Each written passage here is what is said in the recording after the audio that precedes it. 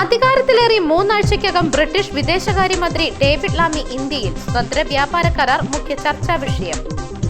ഓട്ടം ബജറ്റിൽ 25 ബില്യൺ പൗണ്ടിന്റെ നികുതി വർധനവുകൾ വരുത്താൻ ലേബർ നിർബന്ധിതമാക്കും. ഖജനാവിന്റെ അവസ്ഥ മോശമെന്ന് സമ്മതിച്ച് സ്റ്റാർമർ. കുതിച്ചുയരുന്ന UK മോർഗേജ് നിരക്ക് 3,20,000-ഓളം പേരെ ദാരിദ്ര്യത്തിലേക്ക് തള്ളിവിട്ടതായി തിങ്ക് ടാങ്ക് റിപ്പോർട്ട്. കണ്ടെത്തൽ ഇൻസ്റ്റിറ്റ്യൂട്ട് ഫോർ ഫിസിക്കൽ സ്റ്റഡീസ് നടത്തിയ പഠനത്തിൽ. ഡെഫിസിറ്റ് ഹൈപ്പർ ആക്ടിവിറ്റി ഡിസോർഡർ പ്രശ്നമുള്ളവർക്ക് NHS സമ്മാനിക്കുന്നത് കടുത്ത ദുരിതം. ADHD ചികിത്സയ്ക്കായി കാത്തിരിക്കേണ്ടി വരുന്നത് 8 വർഷത്തിലധികം. നേപ്പാൾ വിമാനാപകടം. പൈലറ്റ് രക്ഷപ്പെട്ടത് കോക്പിറ്റ് വിമാനത്തിൽ നിന്ന് വേർപെട്ടതിനാലെന്ന് റിപ്പോർട്ട്. പുതിയ തലമുറയ്ക്ക് ദീപം കൈമാറാനുള്ള സമയമായി. ജനാധിപത്യം സംരക്ഷിക്കുകയാണ് പ്രധാനമെന്ന് ബൈഡൻ. മരുഭൂവൽക്കരണം കുറയ്ക്കാൻ 13 ദശലക്ഷം കണ്ടൽക്കാടുകൾ നട്ടുപിടിപ്പിക്കാൻ സൗദി അറേബ്യ.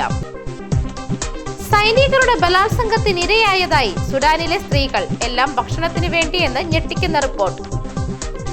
ചന്ദ്രന്റെ മറുഭാഗത്തെ മണ്ണിലും ജലാംശം.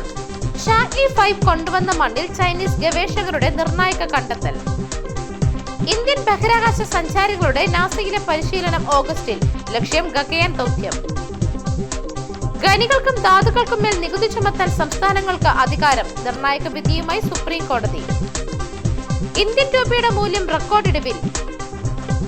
ഫയലിംഗ് പണിമുടക്കി. സംസ്ഥാനത്ത് സെക്രട്ടേറിയറ്റിൽ ഭരണസ്തംഭനം. ഒരു ഉത്തരവ് പോലും ഇറക്കാനാകുന്നില്ല.